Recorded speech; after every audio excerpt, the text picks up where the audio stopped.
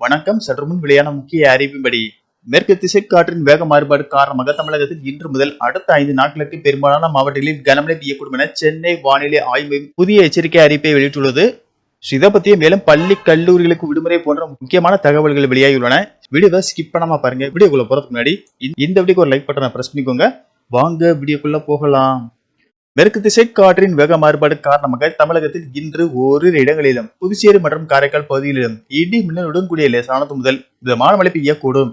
ஓரிரு இடங்களில் பலத்த தரைக்காற்று மணிக்கு 40 முதல் 50 கிலோமீட்டர் வேகத்தில் வீசக்கூடும். கோயம்புத்தூர் மாவட்ட மலைப்பகுதிகள் மற்றும் நீலகிரி மாவட்டத்தில் ஓரிரு இடங்களில் கனமழை முதல் மிக கனமழையும், தேனி மற்றும் தென்காசி மாவட்டங்களில் கனமழை பெய்ய வாய்ப்புள்ளது. நாளை தமிழகத்தில் ஒரு சில இடங்களிலும் புதுச்சேரி மற்றும் காரைக்கால் பகுதிகளிலும் இடி மின்னலுடன் கூடிய லேசானது முதல் மிதமான மழை பெய்யக்கூடும்.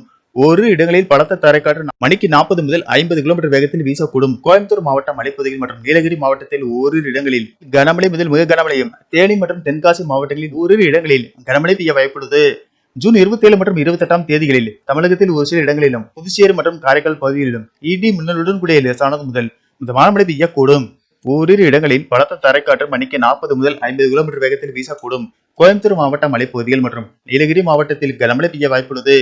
சென்னை மற்றும் புறநகர் பகுதிகளில் வானம் ஓரளவு மேகமூட்டத்துடன் காணப்படும் என்றும் நகரின் ஒரு சில பகுதிகளில் இடி மின்னலுடன் கூடிய லேசானது முதல் மிதமான மழை பெய்யக்கூடும்.